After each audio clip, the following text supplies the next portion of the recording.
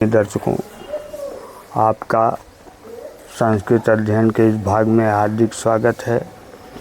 पद्य खंड से नगाधिराज पाठ का अध्ययन करेंगे। सर्वप्रथम नगाधिराज किसे कहते हैं यह जानने की आवश्यकता है। तो नगाधिराज दो शब्दों से मिलकर के बना है, नग धन अधिराज। नगाधिराज दीर्घ संतरी और मिलकर के आ हो जाता है। नग का अ और अधिराज का अ दोनों मिलकर के आ हो गया है और शब्द बन गया है नगाधिराज। नगाधिराज शब्द हिमालय के लिए प्रयोग में आता है और इसका प्रयोग कालिदास ने किया है। अतः कालिदास के लिखे हुए कुमार संभव के कुछ श्लोकों में जिसमें हिमालय का वर्णन है, उन्होंने बहुत से ऐसे श्लोक लिखे हैं कुमार संभव में जिसमें शुरुआत में हिमालय के वर्णन के तौर पर प्रयोग किया गया है और वो हिमालय की विशेषता बताते हैं। ऐसे ही कुछ श्लोकों को यहाँ पर दिया गया है। कवि कालिदास कौन थे? तो कालिदास कवियों की श्रेणी में बहुत ही प्रतिष्ठित कवि थे। यहाँ तक कि इन्हें कवि कुल गुरु की संज्ञा दी जाती है और इनके संबंध में तरह तरह की कहानियाँ भी प्रचलित हैं। यद्यपि इन कहानियों को केवल किंवदंती ही माना जाता है। कालिदास शुरुआती तौर में बहुत ही मूर्ख थे। एक उस जमाने की धारा नगरी के राजा की कन्या थी विद्योत्मा। विद्योत्मा से विवाह के लिए एक शर्त उनके पिता ने रखा था कि यदि कोई इसे शास्त्रार्थ में हरा देगा तो उसी के साथ हम इसका विवाह करेंगे। उनको खोज थी एक विद्वान पुरुष की जो विद्योत्मा का हाथ पकड़ सके और उसे जीवन भर संभाल सके। सभी विद्वान वहाँ जाते गए और विद्योत्मा से हारते गए।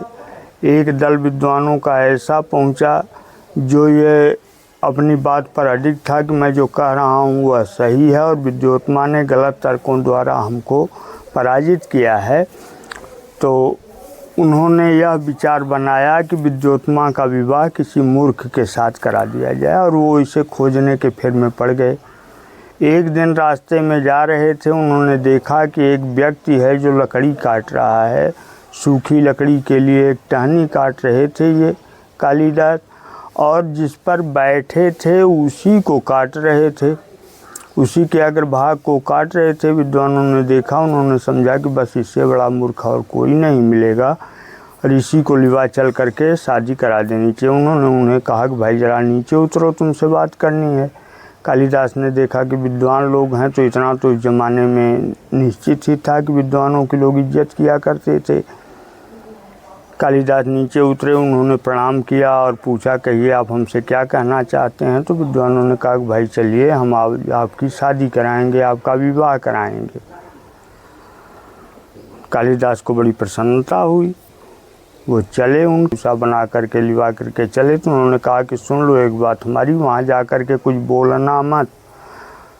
हम लोग कहेंगे कि हमारे गुरु हैं और ये कुछ बोलते नहीं आजकल, इसलिए यह सांकेतिक भाषा में शास्त्रार्थ करेंगे और उनसे जो भी आपको पूछना है वो सांकेतिक भाषा में आप पूछिए और समझिए।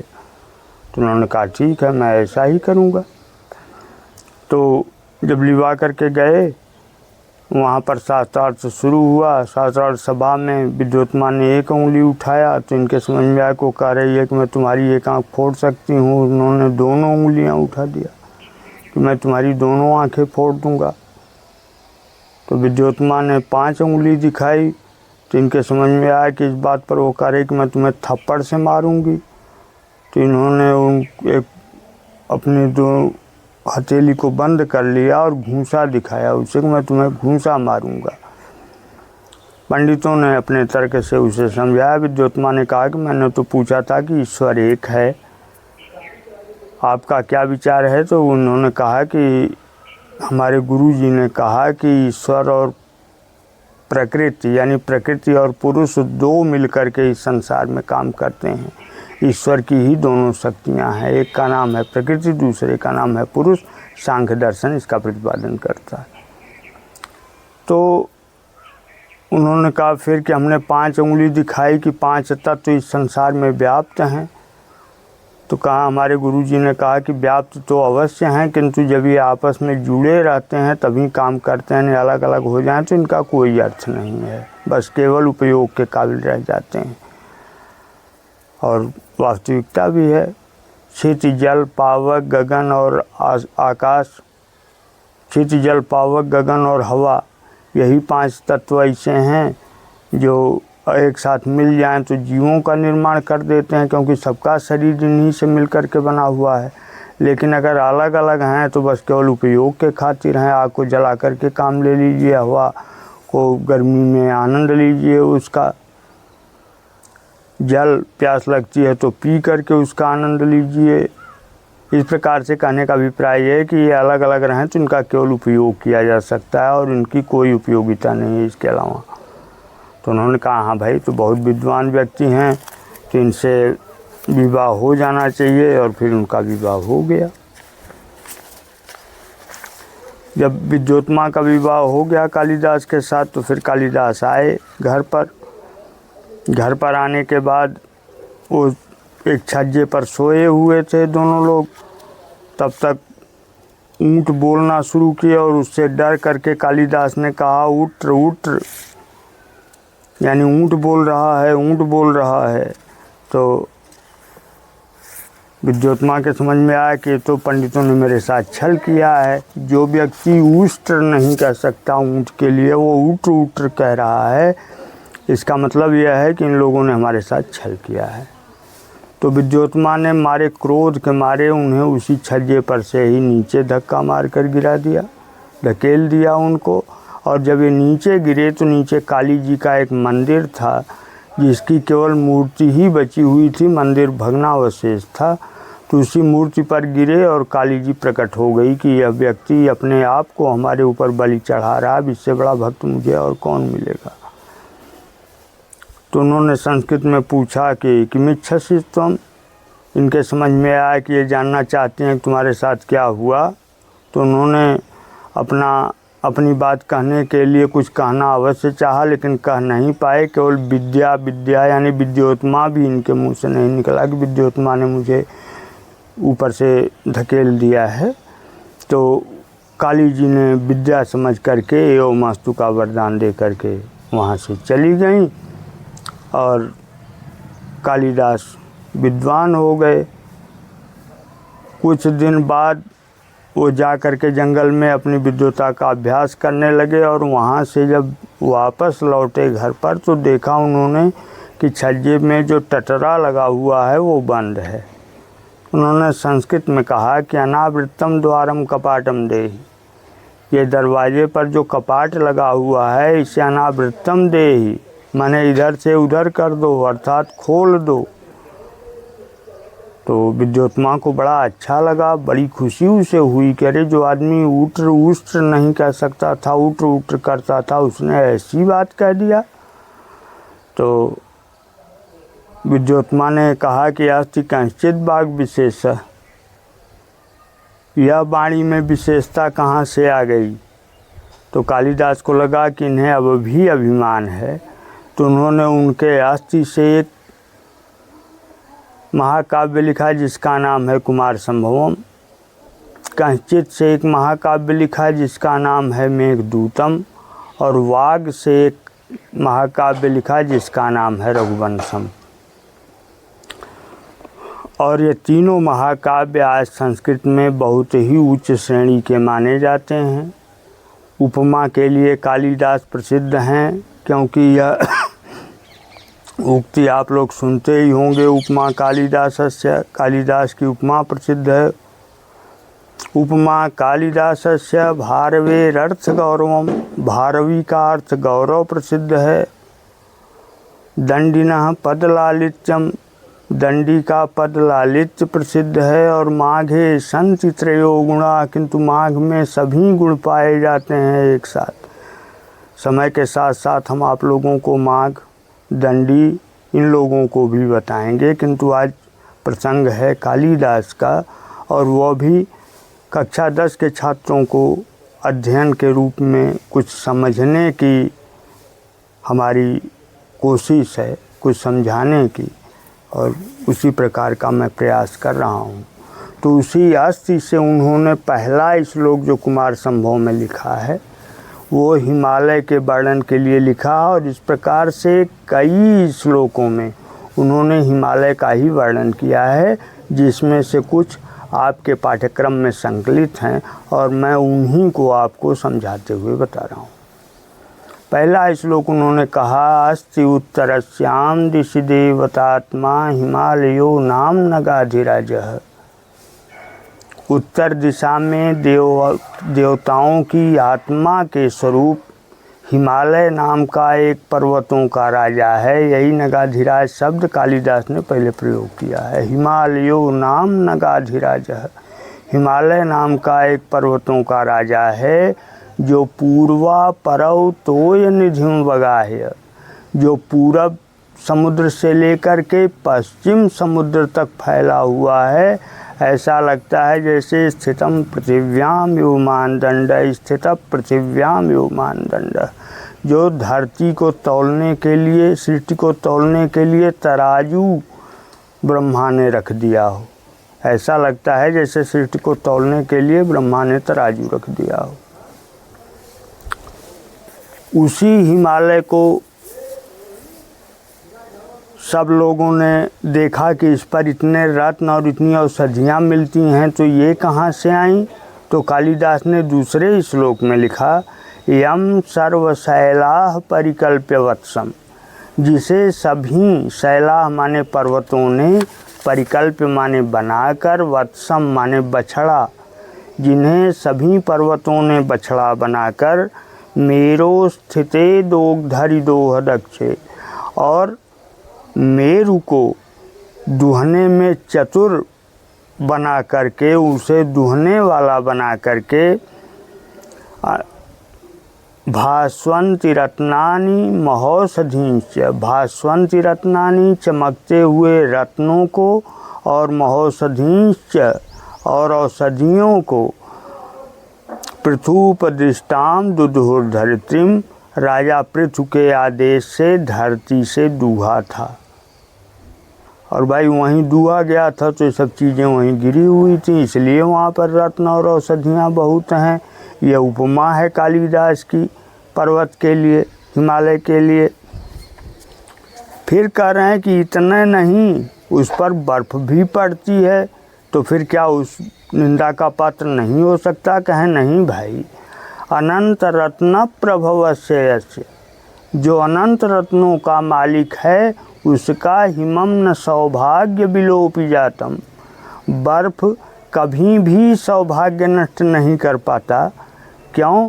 क्योंकि एको ही दोषो गुण सन्निपाते, एक दोष हो तो सभी गुण में भी वो ठीक वैसे ही छिप जाता है, जैसे निमज्जतीन्दो किरणेषु शिवांक, चंद्रमा की किरणों में कलंक उसका छिप जाता है। इंदोह किरणेषु, चंद्रमा की किरणों में निमज्जति ही छिप जाता है, इवांकः, जो कलंक है उनका, चंद्रमा का कलंक जो उनकी किरणों में छिप जाता है। कोई नहीं कहता कि चंद्रमा में इतना बड़ा धब्बा है, सब यही कहते हैं कि आज चांदनी बड़ी अच्छी है भाई, बादल बिल्कुल नहीं है, कितनी बढ़िया चांदनी उगी हुई है।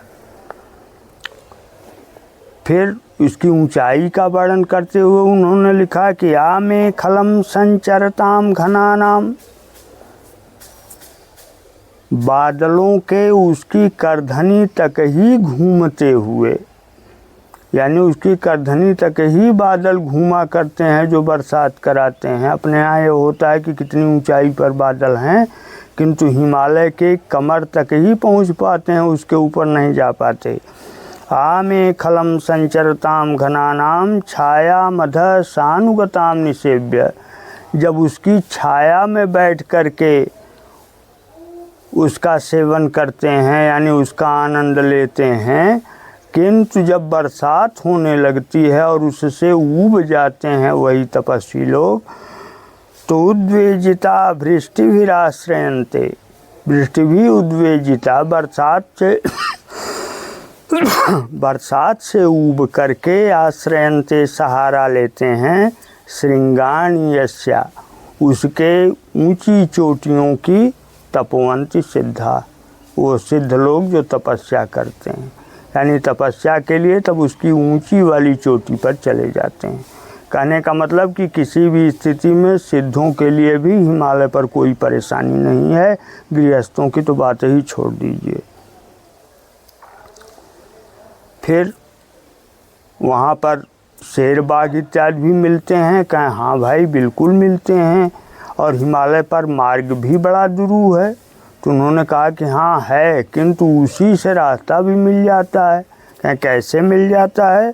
कहें पदम तुषार श्रुत धौत रक्तम, जो गिरने वाला तुषारबिंद है यानी बर्फ़ का पानी है, उससे उनके पैरों का चिन्ह तो धुल जाता है, किंतु यस्मिन् दृष्ट्वापि हतद्वीपानाम, जो हाथियों को मार करके जाते हैं ऐसे शेरों के पद चिन्ह तो नहीं देखे जा सकते हैं। यानी उनके न देखे जाने पर भी बिंदन्ति मार्गम नखरंध्र मुक्तई, उनके नाखूनों से मुक्त हुए मोती के दानों से, मुक्ता फलई, मोती के दानों से केसरिणाम किराता, शेरों का पता लगा लेते हैं। कौन? किरात, या रास्ते का पता लगा लेते हैं किरात। दोनों अर्थ है इसमें। शेरों के नखों से गिरने वाले मोतियों से रास्ते का पता लगा लेते हैं, और गिरे हुए मोतियों को देख करके शेर इसी मार्ग से गए हैं इसका पता लगा लेते हैं। दोनों अर्थ में है।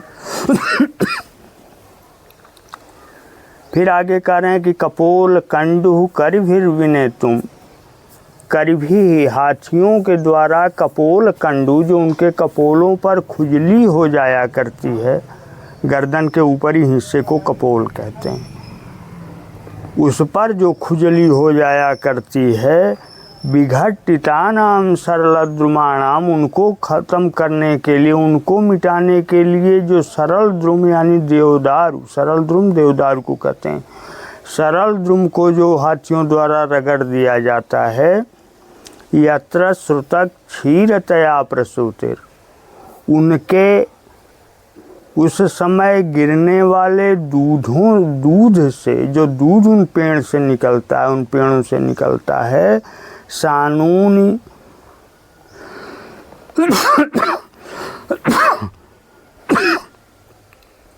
सानून गंध सुरभि करोति, वहाँ की पूरी हवा ही सुगंधित हो जाती है। अर्थात हिमालय का पूरा परिसर सुगंधित हो जाता है। किससे?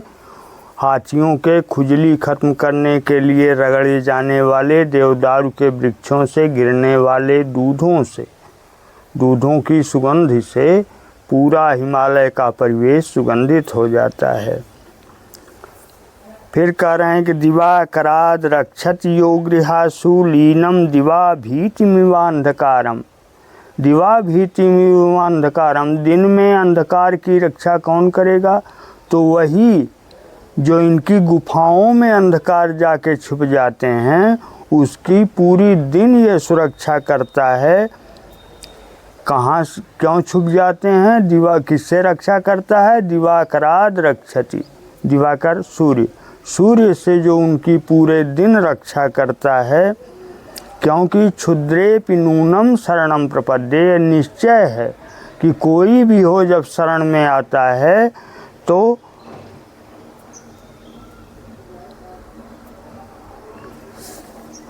ममत्व मुच्चय सिरसाम सचिव, श्रेष्ठ लोग उन्हें सिर पर ही रखते हैं। उन्हें कभी ऐसा नहीं कहते कि पैर से मार करके भगा दें। नहीं भाई, तुम्हारी हम रक्षा करेंगे, हमारा धर्म है ऐसा। इसलिए जो क्षुद्र हैं, जो छोटे लोग हैं, उनकी भी रक्षा करते हैं श्रेष्ठ लोग।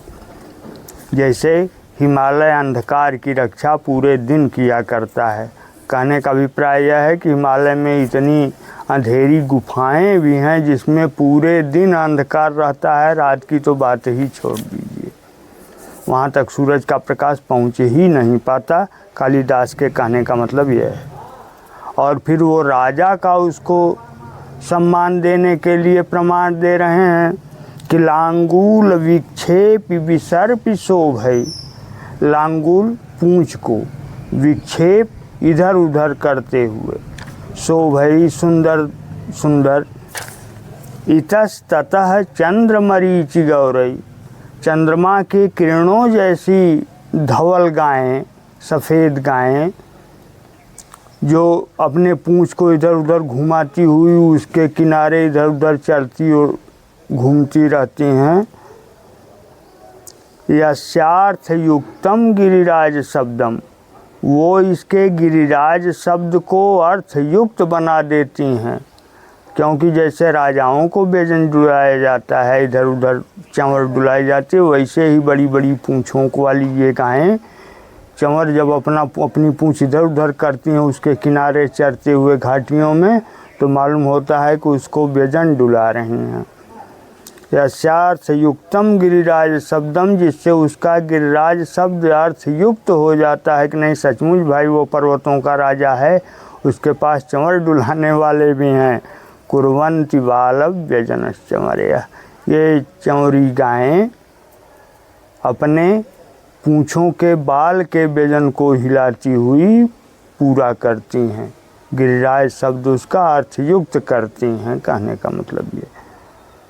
तो हिमालय के वर्णन में कवि कुलगुरु कालिदास का यह बहुत ही महत्वपूर्ण श्लोक हैं। ये 8 श्लोक। वैसे हिमालय के वर्णन में कुमार संभव में बहुत श्लोकों में उसका वर्णन है और अधिकांश श्लोकों में हिमालय की विशेषता का ही वर्णन कालिदास ने किया है। आज के अध्ययन के लिए बस इतना ही। आगे फिर किसी भाग में आपको दूसरे किसी पाठ से बताएंगे। और हमने आपको बताया है कि हम आपको इनके रघुवंश, मेघदूत और कुमार संभव इन तीनों के अध्ययन की सीरीज लेकर के आएंगे। आगे